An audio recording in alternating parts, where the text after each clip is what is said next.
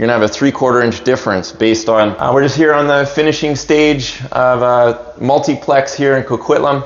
This one's a 3-plex. I wanted to show you a couple details here on the door installs. We've got a red laser. Top of these doors are all lasered, making sure they're all nice and level. It's gonna be super apparent as soon as the finishing starts here and all the trim work. So you got our casing, our top door trim here.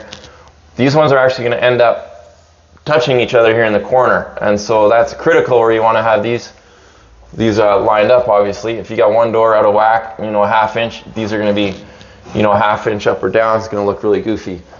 These two doors, the casing won't touch at the top, but they'll be close enough that you're going to see if one's a 1/2 inch, 3/8 out, up or down.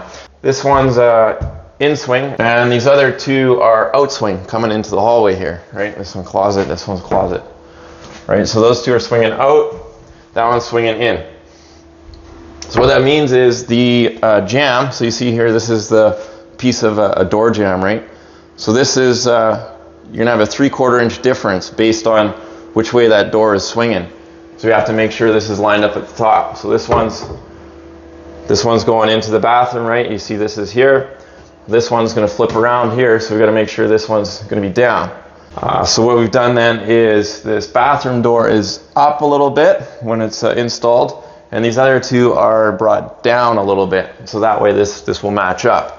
And then what we'll have to do once the flooring is installed, these two doors we're likely going to have to trim off, 1/4 inch to a 1/2 inch off the bottom to make sure we got our equal gap there underneath the door.